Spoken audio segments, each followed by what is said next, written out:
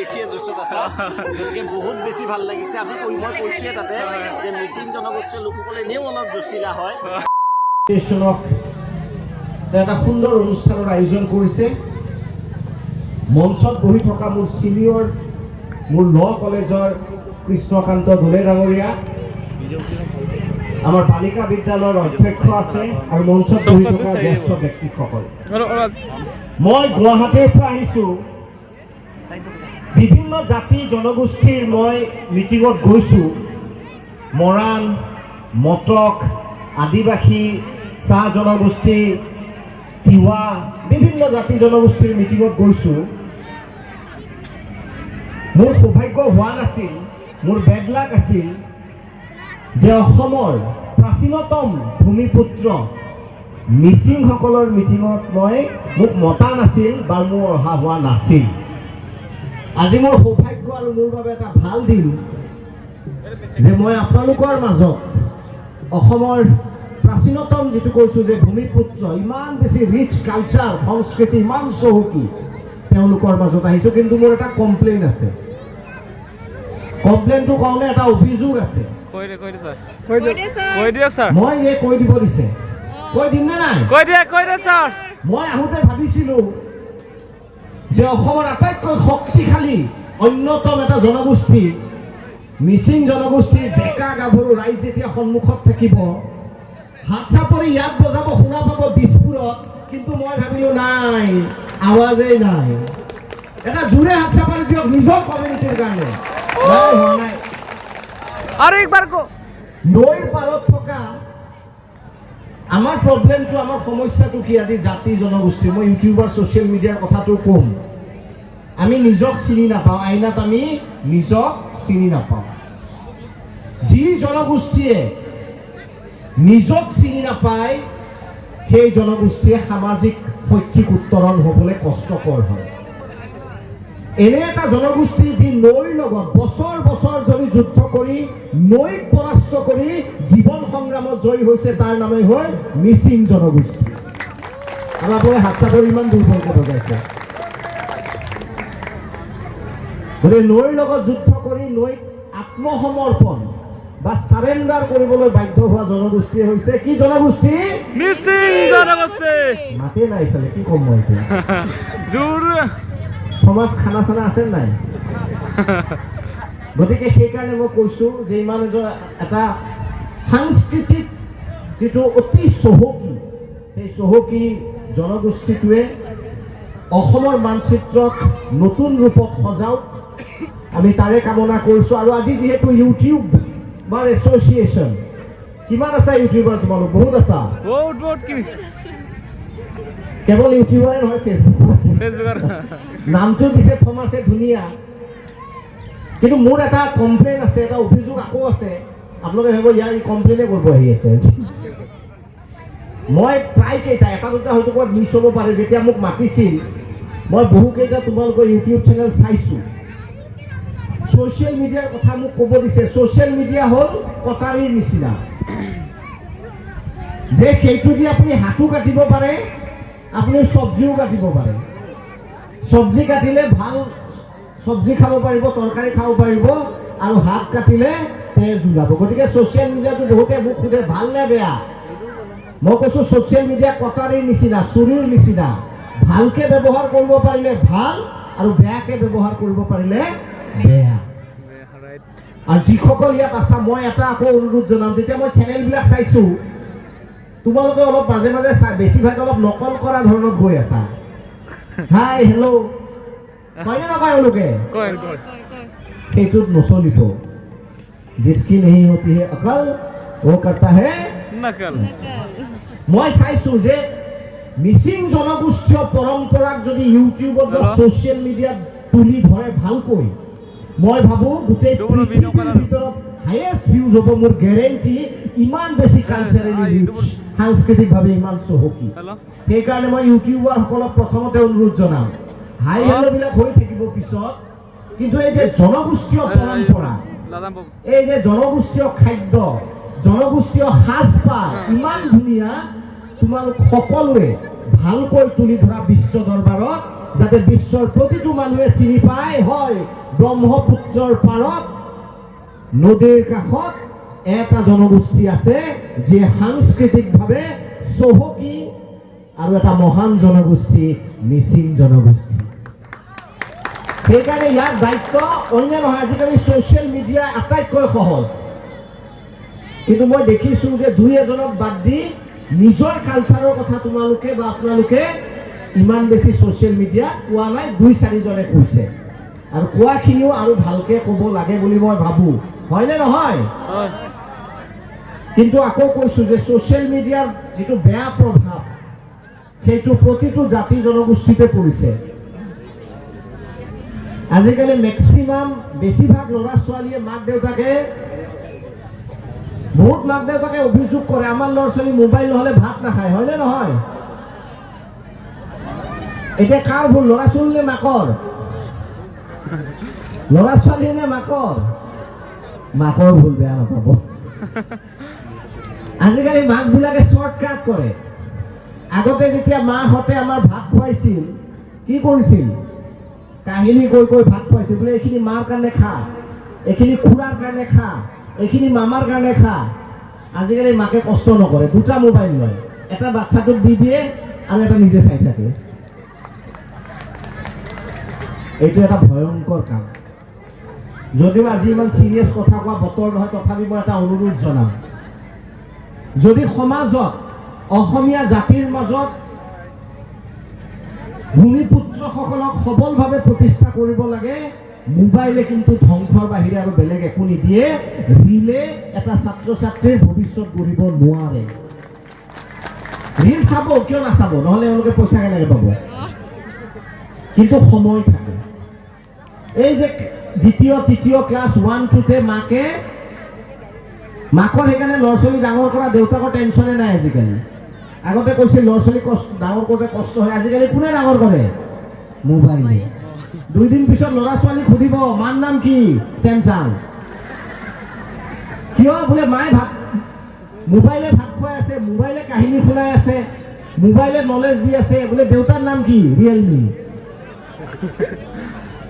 সেইকাৰণে মই কওঁ যে মোবাইলৰ ব্যৱহাৰ আমি কৰিব লাগিব, কিন্তু মোবাইলটো দি ল'ৰা ছোৱালীক ভাত খাব এৰি দিয়া প্ৰৱণতাটো খুব ভাল নহয়।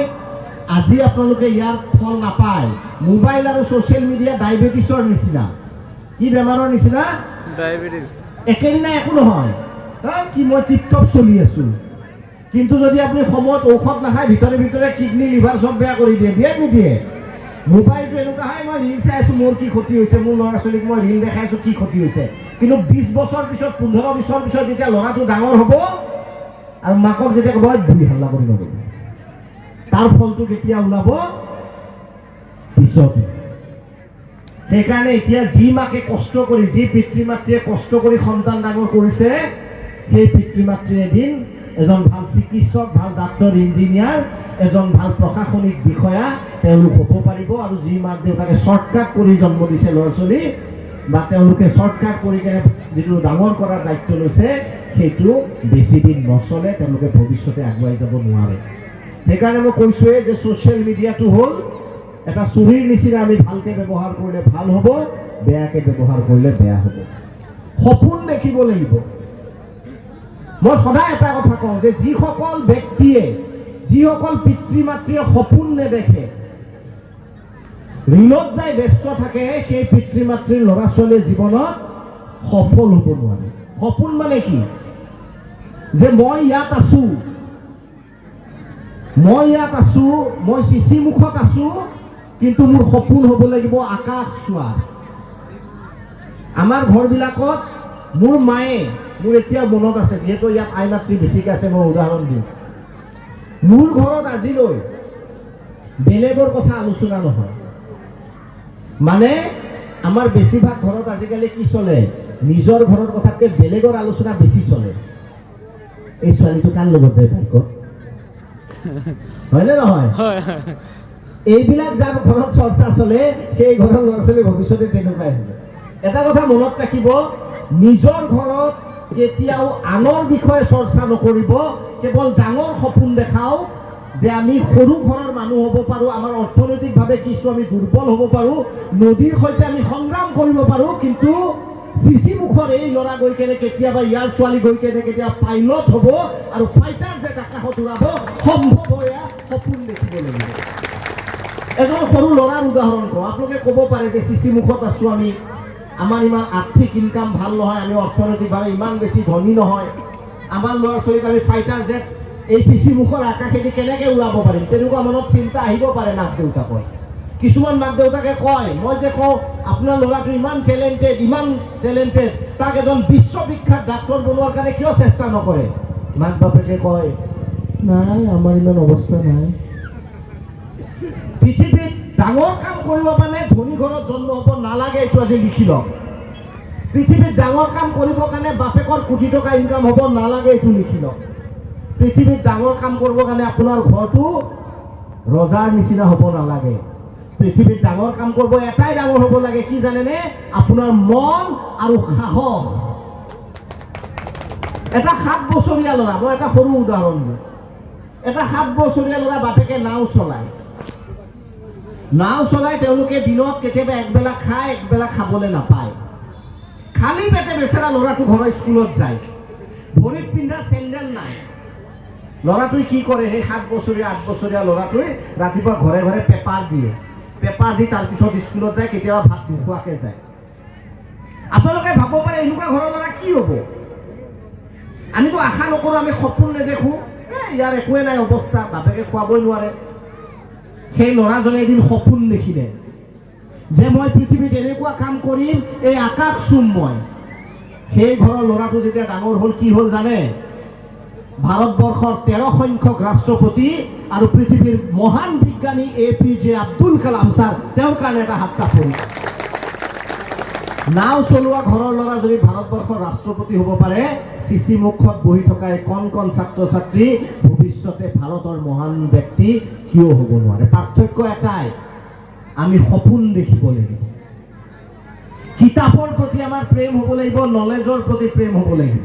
আজি ইয়াত ইউটিউবাৰ এছ'চিয়েশ্যনৰ আছে সকলো, মই এটা অনুৰোধ জনাই যাম। আৰু মোৰ যিহেতু ছিনিয়ৰ আছিল, এতিয়া বিভিন্ন সামাজিক কামত ঘূৰি থাকে তেখেতো, কৃষ্ণকান্ত দলে ডাঙৰীয়া, মই এটা অনুৰোধ জনাম, ইয়াত আছেনে নাই মই নাজানো, কিন্তু এটা জুবিন দায়ো কৈ গৈছিল। কি কৈ গৈছিল?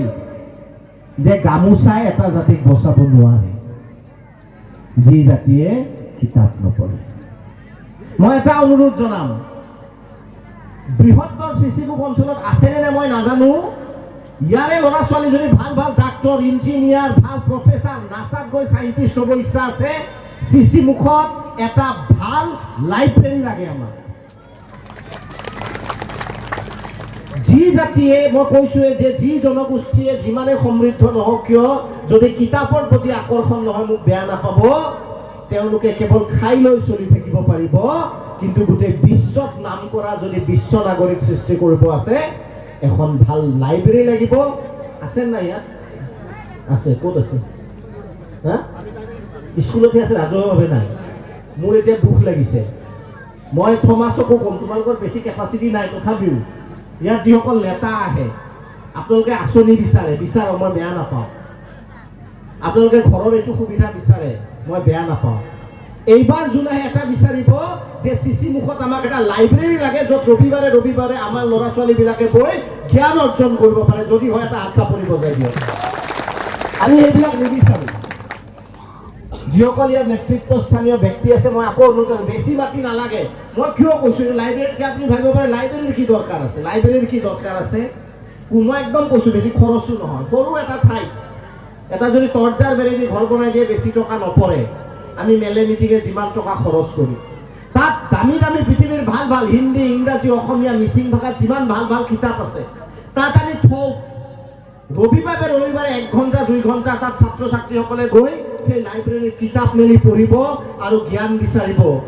বিশ্বাস কৰক, যি ল'ৰা ছোৱালীয়ে সেই লাইব্ৰেৰী ভালকৈ ব্যৱহাৰ কৰিব, তেওঁ এদিন বিশ্বত দপদপাই থাকিব পাৰিব। গোটেই ভাৰতত, অসমতো বাদ দিয়ক, দপদপাই থাকিব পাৰিব। সেইকাৰণে মই এটা অনুৰোধ জনাম যে কেতিয়াবা যদি মই আৰু আহোঁ, চিচি মুখত অন্তত এটা ভাল লাইব্ৰেৰী ইয়াত আপোনালোকে বনাব। কাৰণ লাইব্ৰেৰী নোহোৱাকৈ, কিতাপ নোহোৱাকৈ সাংস্কৃতিকভাৱে যিমান আগবাঢ়ি গ'লেও এটা জাতি এটা জনগোষ্ঠীক কেতিয়াও নিজৰ অস্তিত্ব বজাই ৰাখিব নোৱাৰে। আমাৰ বেমাৰটো কি হৈছে জানে, আমি খাই লৈ জীয়াই থকাতে হ'ব চলি আছো। ৰাতি ভাত খাইছো, ৰাতি গাহৰি মাংস আছে, আৰু কি লাগে, লাইফটো জিংগা লালা। সেইকাৰণে বেমাৰটো যাতে আমি তাতকে বেছি নাভাবো। ৰাতিপুৱা 2 পিচ থৈ দিল গাহৰি, পুৰা জলদি খাই দিম। বিশ্বাস কৰক, আগত যিবিলাক দিন আহি আছে এতিয়া চলিব ভাল হ'ব, কিন্তু বৰ কঠিন দিন আহি আছে। এই যে কণ ছাত্ৰ ছাত্ৰীসকলে আমি যদি ৰাস্তা দেখাব নোৱাৰো, খালি এনেকৈ হাৱাতে যদি ঘূৰি থাকো, এওঁলোকে শিপা বিচাৰি নাপাব। সেইকাৰণে আপোনালোকে ৰাইজে লগ ভাগ হৈ ইয়াত ইমান মহিলাসকল আছে, আৰু মিচিং জনগোষ্ঠীৰ অৰ্থনীতি সমাজনীতি কোনে নিয়ন্ত্ৰণ কৰে? মহিলাসকলে নিয়ন্ত্ৰণ কৰে। আৰু যদি আপোনালোকে ভাবে যে আমি কৰিম, এভৰিথিং ইজ পচিবল, সকলো সম্ভৱ। গতিকে এটা লাইব্ৰেৰী আমি কৰিব লাগে। মই অনুৰোধ থমাছকে কৈছোঁ, বেলেগক বেছি মই চিনি নাপাওঁ, তোমাৰ ওপৰতে দায়িত্ব। আমাৰ ছাৰো আছে, বেছি খৰচ নপৰে, 2-3খন কিতাপটো চবেই দিব পাৰিব। আৰু আমাৰ বেমাৰটো কি জানে, 300 টকাৰ আমি ৰিচাৰ্জ কৰিব পাৰোঁ। বুক ফেয়াৰ ধেমাজিত হয় ন, এইফালেতো নহয়। এইয়া বেমাৰবিলাক ওলাই আছে এতিয়া এটা এটাকে। আমি মেলা লাগিলে বোলাই চকৰিত ঘূৰিব যাওঁ নে নাযাওঁ? ল'ৰা ছোৱালীক লৈ যাওক, ভাল কথা। মই আকৌ কৈছোঁ যে আপোনালোকে আৰু এটা ৰাইজে মিলি কৰিব। মেলাবিলাক আনি থাকে, ডাঙৰ কথা নহয়। কিয় ইমান দিন ভাবা নাই মই নাজানো, যে বৃহত্তৰ এই অঞ্চলত কেতিয়াবা বুক ফেয়াৰ পাতিব, কিতাপৰ মেলা পাতিব, যাৰ জৰিয়তে ছাত্ৰ ছাত্ৰীয়ে জ্ঞান লাভ কৰে, আপোনালোকে নিজৰ ল'ৰা ছোৱালীক লৈ আহিব। আমাৰ ইউটিউবাৰ এছ'চিয়েশ্যন আছে, তোমালোকৰ বহুত আজিকালি পাৱাৰ। ইউটিউবাৰ বুলি ক'লে ভয় কৰে চবে। তোমালোকে দম দি হ'লেও ইয়াতে এখন বুক ফেয়াৰ পাতা বুলি মোৰ অনুৰোধ থাকিল। কাৰণ মাক বাপেকে মই কৈছোঁৱে যে 15,000 দীপক শৰ্মা ছাৰ আমাৰ মিচিং ইউটিউবাৰ 7 ইউটিউব মিটাৰত আহি আপোনাৰ কেনেকৈ লাগিছে? বিৰাট ভাল লাগিছে, চব জোচত আছে। বিশেষকৈ তুমি অলপ বেছিয়ে জোচত আছা, গতিকে বহুত বেছি ভাল লাগিছে। মই কৈছোঁৱে তাতে যে মিচিং জনগোষ্ঠীৰ লোকসকলে এনেও অলপ জচিলা হয়, ফাইটাৰ হয়, আৰু খুব এণ্টাৰটেইনমেণ্ট আছে যিহেতু গোটেই কালচাৰৰ কথাবিলাকত। বিৰাট মজা লাগিল, আৰু good luck for your future. Social মিডিয়াত ভালকৈ কাম কৰি যোৱা।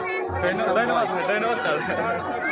চ' ছাৰ kalau যিটো asin man ang bunga যিটো Deepak Sharma sir kolong ho kapay nakam video mo erung nang asin man ang bunga আৰু কছিলক ভিডিও চাম বাজাক আৰাইকে মই এক্সাইটেড ভাগ্যবান গ্ৰুপ কাবিন মূল্যবান না তানি কো ৰিক্সুলালা সেলফি লালা বা ভিডিও মো মানাত নগো একদম অন্য ক্ষেত্ৰত মই অন্য তাৰিখ মা কিন্তু বলো শিক্ষাৰ ক্ষেত্ৰত আমি মূল লোক শিক্ষালক মূল্যখান তানিয়ে বা তানিয়ে নলেজ দিনে মোটিভেশন দিনে বুক हिस्टोरी काला बा विज्ञान काला तानी सक्सेसफुल ला दा एरा मुल किनार गंपिला सार में वो एकदम के बिखेनाय और के सेगो बसिले गिरसे नो काप cotton kan bilang ka mo excited धन्यवाद।